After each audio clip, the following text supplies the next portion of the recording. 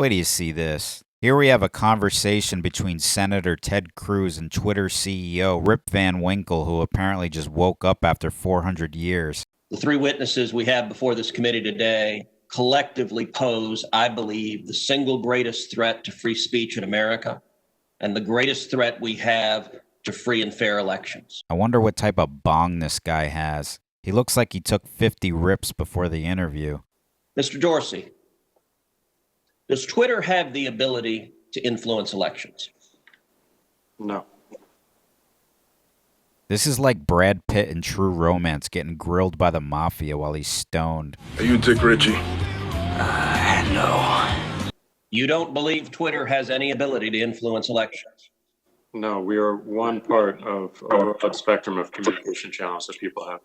What could he be thinking here? This dude's a major buzzkill. I could be laying in bed right now watching Animal Planet. Twitter, when it silences people, when it censors people, when it blocks political speech, that has no impact on elections? Wait a minute. Why does he look familiar all of a sudden? Is he Mrs. Doubtfire? It is. Whoa. I wonder if anyone knows that. All right, Mr. Dorsey, I find your opening questions, your opening answers absurd on their face.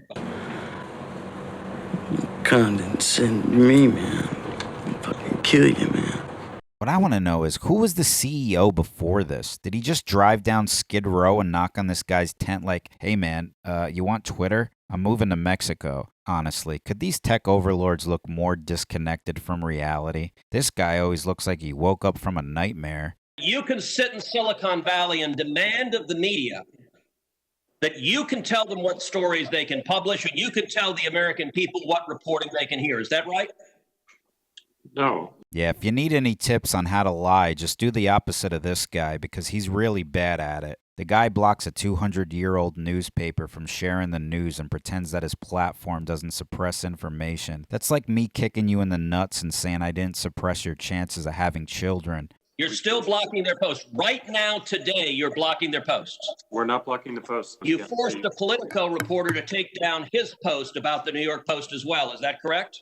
Within that 24-hour period, yes. Mr. Dorsey, who the hell elected you and put you in charge of what the media are allowed to report and what the American people are allowed to hear? Let's give Mr. Dorsey a few seconds to answer that. Oh, gee, I wonder what his answer is going to be. We're not doing that. Oh, what a surprise. These people are so arrogant. These are the kids from school who were thrown in lockers and had their heads dunked in the toilet. Now they're in positions of power, and this is their revenge.